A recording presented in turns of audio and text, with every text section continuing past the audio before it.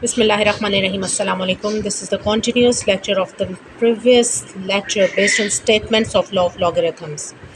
Abdullah invested rupees 1 lakh in a saving scheme. जब उसने saving scheme में 1 lakh invest किए तो उसका पर एनम प्रॉफिट रेट जो तय पाया वो था 0.05 यानी 5%. अब उसे रुपीज़ वाई टी ईयर्स के बाद मिलने हैं, लेकिन वो रुपीज़ वाई क्या है? वो रुपीज़ वाई इसकी डबल अमाउंट है, क्योंकि आप स्टेटमेंट का लास्ट पॉइंट नोट कीजिएगा, find after how many years the investment will be doubled. आपने वो टाइम पीरियड फाइंड करना है, वो ईयर्स फाइंड करने हैं, टी फाइंड करना है जिन अरसे में इन्वेस्टमेंट डबल हो जाएगी, यानी इन्वेस्टमेंट डबल होकर वाई की जगह पुट की जाएगी. तो जो ओरिजिनल इन्वेस्टमेंट है वो 1 लाख है, तो डबल इन्वेस्टमेंट वाई है 2 लाख. 2 लाख इन्वेस्टमेंट कितने अरसे में होगी वो टाइम पीरियड आपने फाइंड करना है.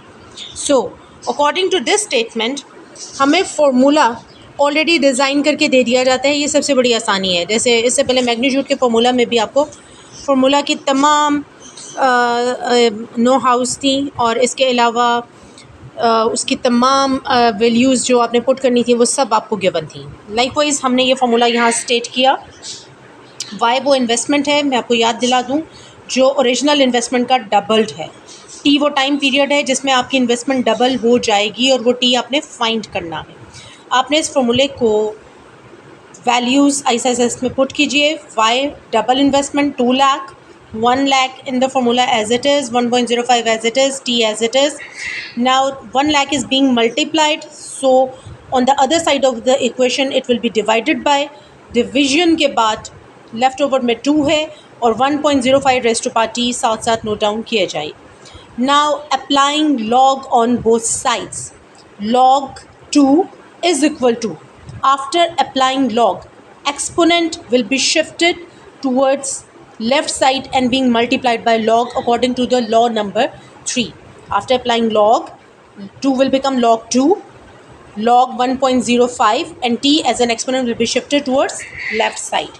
Now in order to find the time period जिसमें उसकी इन्वेस्टमेंट डबल हुई, t फाइंड करने के लिए log 1.05 जो यहाँ मल्टीप्लाई हो रहा है इसे अदर साइड पर डिवाइड कर दीजिए. The situation will become like this: t is equal to log 2 divided by log 1.05. Now finding the value of log 2, finding the value of log 1.05, and then divide each other, we will get the time period 14.2 years. So we can call it 14 years. So this was the whole statement. Hopefully you have followed it. Thank you so much. Allah Hafiz.